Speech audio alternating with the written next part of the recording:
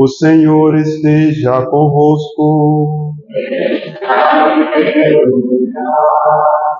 Proclamação do Evangelho de Jesus Cristo, segundo Lucas.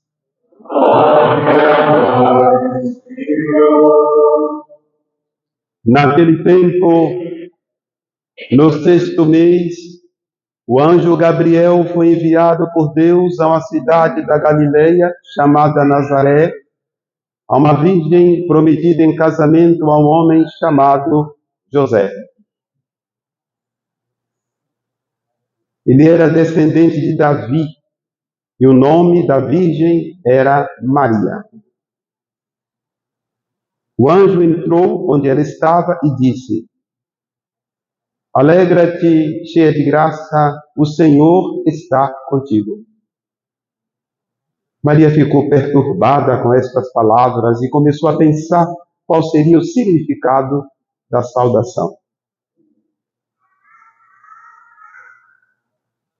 O anjo então disse-lhe: Não tenhas medo, Maria, porque encontraste graça diante de Deus. Eis que conceberás e darás à luz um filho, a quem porás o nome de Jesus. Ele será grande, será chamado Filho do Altíssimo, e o Senhor Deus lhe dará o trono de seu pai Davi. Ele reinará para sempre sobre os descendentes de Jacó, e o seu reino não terá fim. Maria perguntou ao anjo: Como acontecerá isso, se eu não conheço homem algum?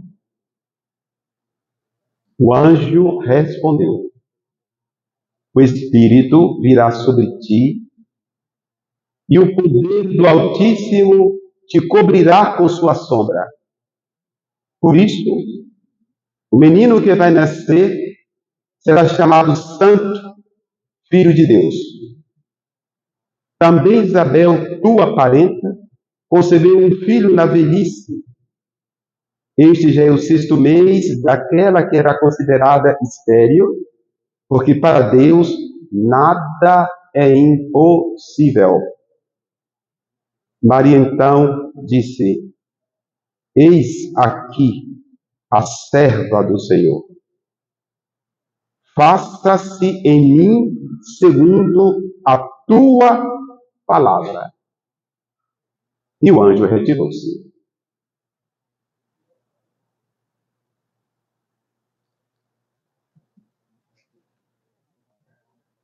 Palavra da salvação.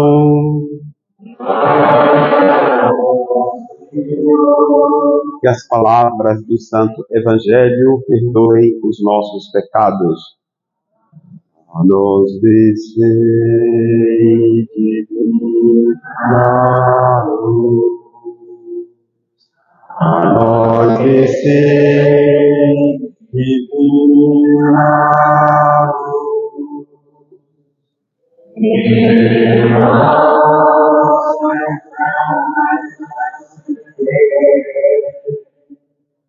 o amor em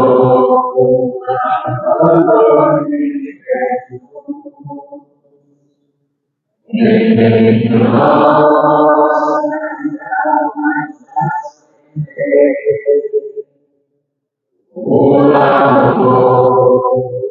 o amor do Espírito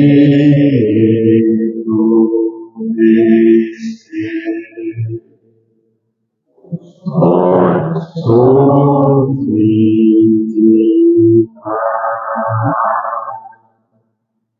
as nossas almas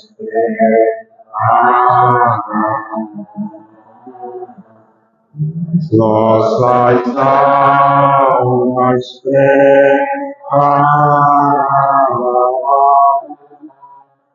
para o que Deus nos quer falar.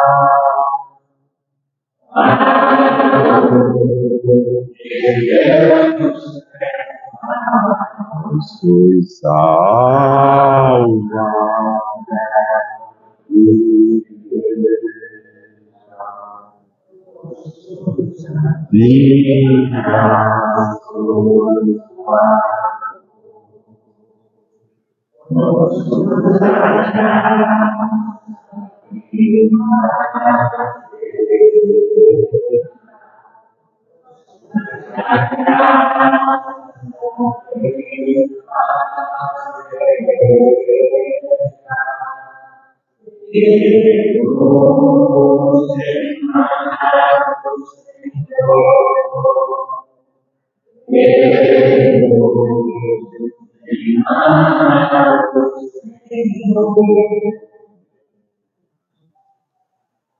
Em nome do Pai, do Filho e do Espírito Santo.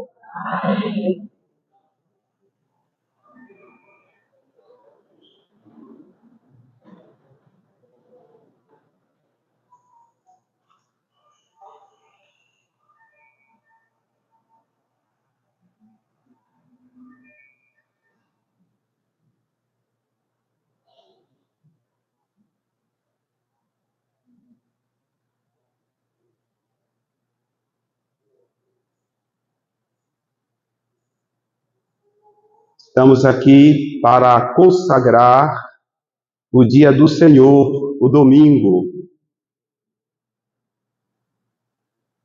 E o consagramos com a nossa divina Eucaristia, a missa.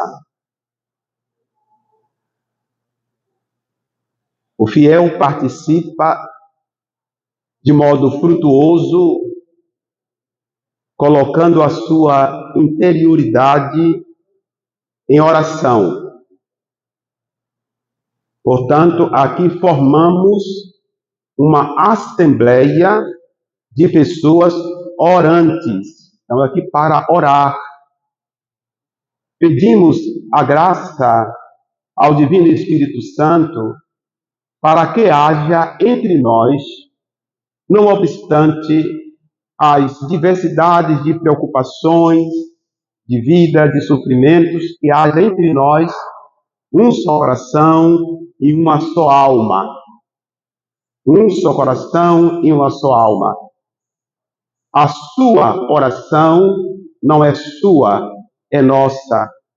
A minha oração, a minha aflição não é minha, é nossa, porque formamos um só corpo em nosso Senhor Jesus Cristo. Na festa da Imaculada Conceição da Virgem Maria, vem sempre no meu coração e nos meus lábios a invocação da Salve Regina, vida, doçura, esperança nossa, salve. Mas o tema da pregação, da meditação, que a pregação é uma oração, não é um discurso político, mundano, humano, que é a palavra de Deus. O tema é: o Senhor Deus chamou o homem. Onde estás? Gênesis 3, 9. Onde estás? É a pergunta que o Senhor dirige a mim, ao Senhor, à senhora, a todos nós. Onde estás? Talvez para que haja uma participação mais eficaz na Eucaristia, uma pergunta mais direta: onde estás agora?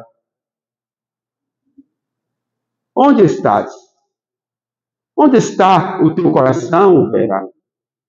Onde está a minha mente? Onde está?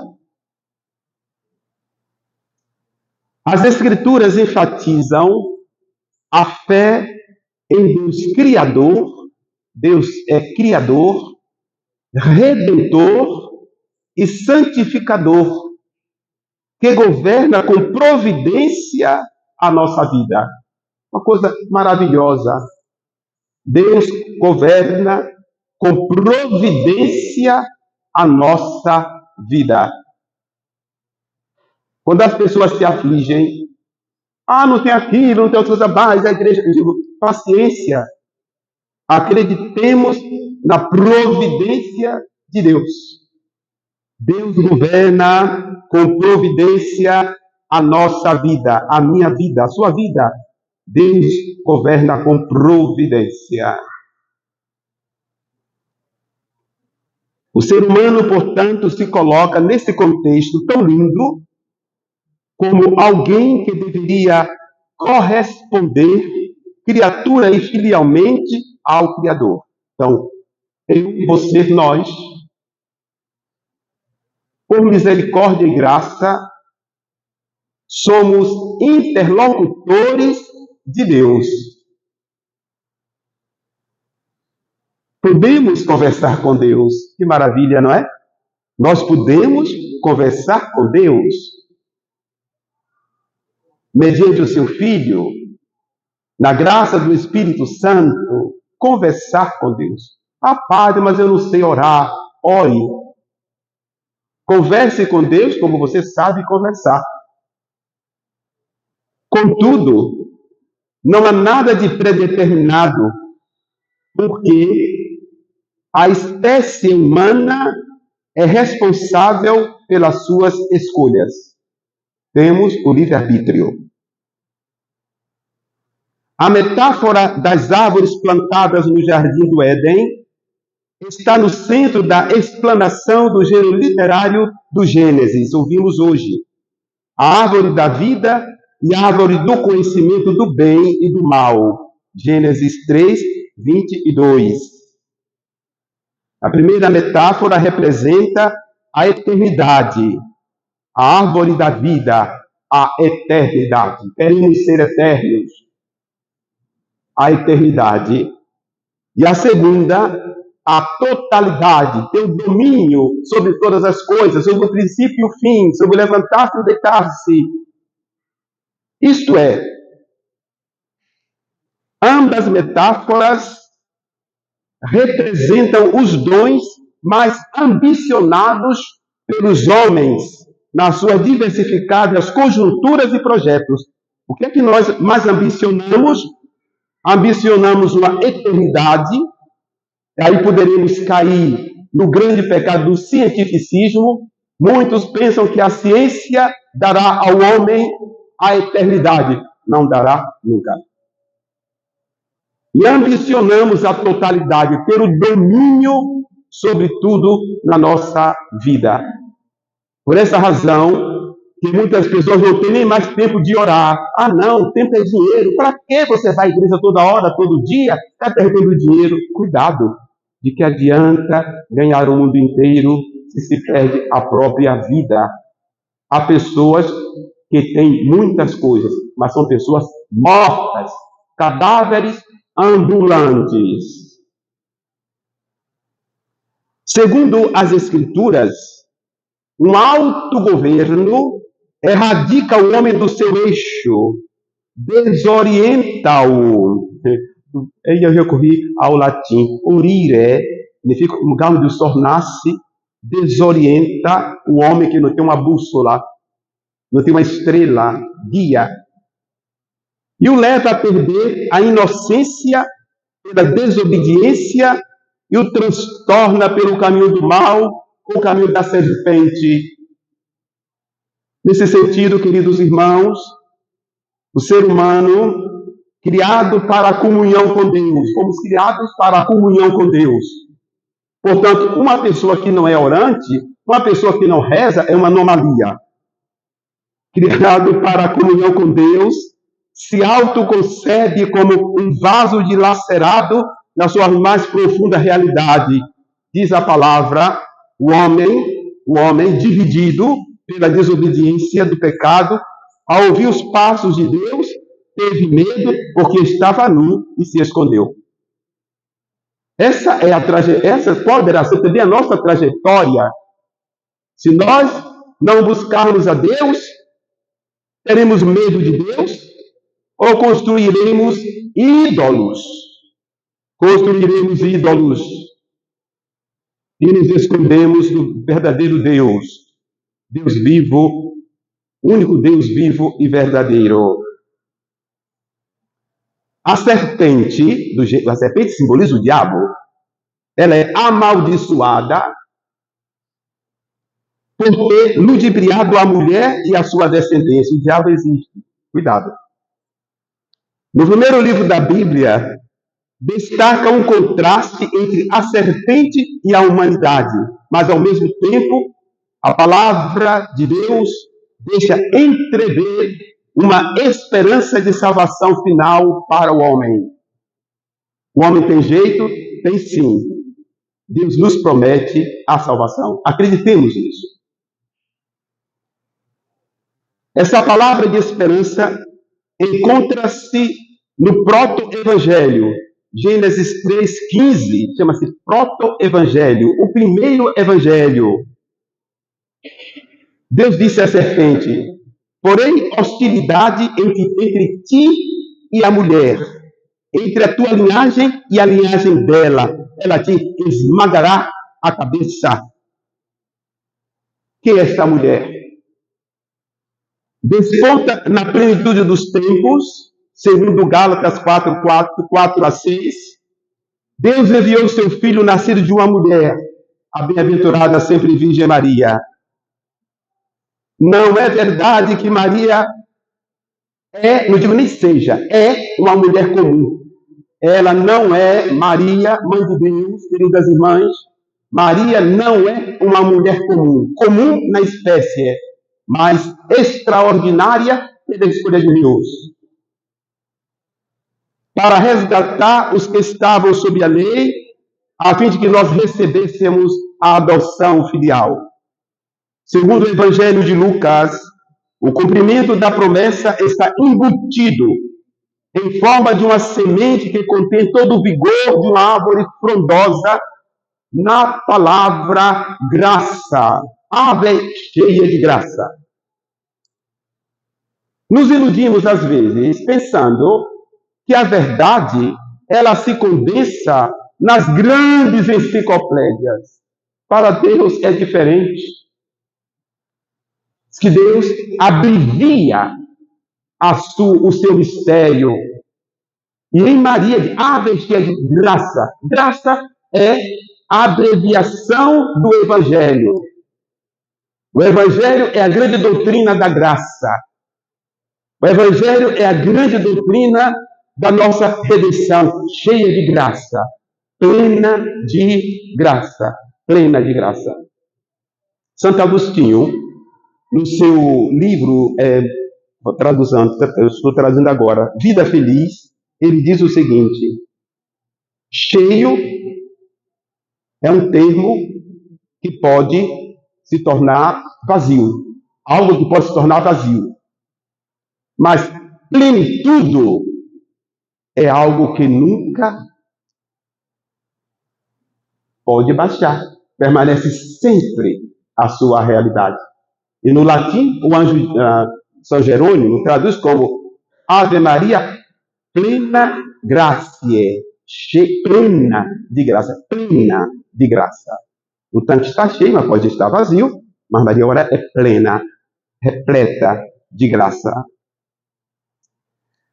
Frutontin faz o seguinte comentário, fazendo uma relação entre Gênesis e o Novo Testamento, entre Eva e Maria, diz o seguinte: se uma mulher desempenhou tal papel na ruína da humanidade, não seria justo que ela tivesse também grande parte na sua restauração? São Jerônimo expõe com brevidade exegética a doutrina da graça, em referência a Cristo e a Maria.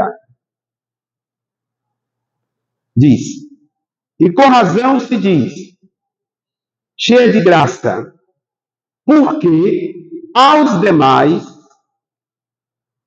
a graça é distribuída por partes, mas em Maria foi infundida ao mesmo tempo toda a plenitude da graça através do Espírito Santo, e ela gerou a carne do Filho de Deus.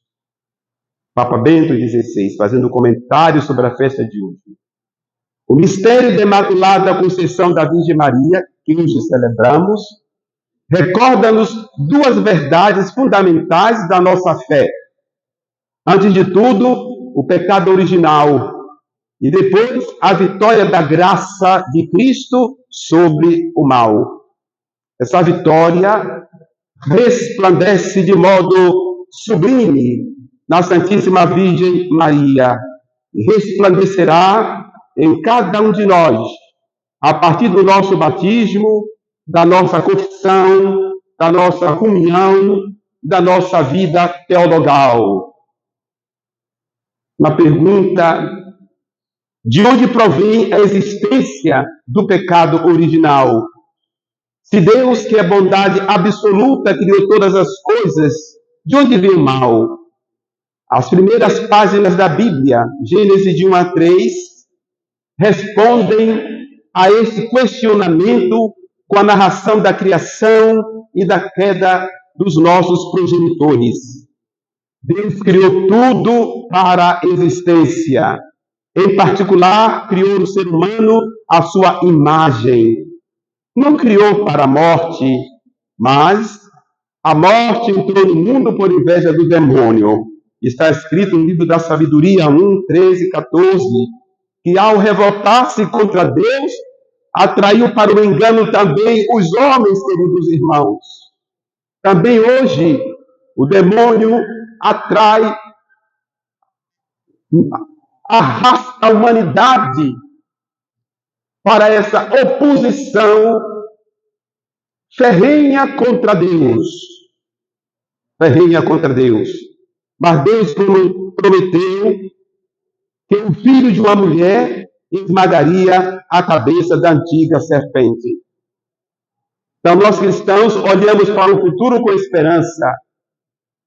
Eu não fico contando as tragédias que a mídia publica. Eu conto as graças de Deus tão atuantes na nossa vida e na nossa história, mas que não fazem notícias, não saem nos jornais. Aqui é uma prova. Os senhores abandonaram os seus lares, as suas casas e vieram aqui prestar um culto sincero e verdadeiro a Deus. Assim como existia uma velha humanidade em Adão, existiria, portanto, uma nova humanidade em Cristo. Nós, São Paulo diz, vós sois novas criaturas. Era o começo de uma nova terra. E Maria tornou-se um paraíso circundado de carne para guardar ali o novo Adão. E no ofício de Nossa Senhora, nós assim oramos: Deus salve templo, para Deus ornada, coluna sagrada de grande firmeza. Casa dedicada a Deus sempre eterno, sempre preservada, virgem do pecado. Por conseguinte, queridos irmãos, desde o princípio, no pensamento de Deus, estava a mulher, Maria, predestinada para ser a mãe do Redentor e ser a nossa mãe. Nós temos uma mãe no céu. Eu não tenho dúvida, queridos irmãos. Eu não tenho dúvida da poderosa presença de Maria no meio de nós. Mãe daquele que se humilhou até o extremo para nos reconduzir à nossa originária dignidade. Esta mulher, Maria, aos olhos de Deus, desde sempre tem um rosto e um nome. Diante de Deus, Maria sempre teve um rosto e um nome. Qual era o nome de Maria? Cheia de graça. Deus a conhece como a cheia de graça. É um nome maravilhoso. É uma realidade maravilhosa. Porque em Deus, nome e realidade se confundem. Palavra e verdade se conjugam. Não é como nós. Falamos uma coisa e cremos outra, talvez. E fazemos outra coisa. Em Deus, não. A liturgia de hoje, já estou terminando, sintetiza o sentido doutrinário e espiritual do mistério da Imaculada Conceição da Virgem Maria. Mais do que exaltação de uma criatura humana, é a exaltação do poder de Deus, Pai, Filho e Espírito Santo. Ó Deus, preparou uma digna morada para o seu filho, uma digna morada. Mas em que lugar essa digna morada? O ventre de Maria. A consciência de Maria. Nos recordemos também que nós somos a morada de Deus. São Paulo diz: vós sois o templo onde Deus habita. Vós sois o templo onde Deus habita. Por isso que temos a obrigação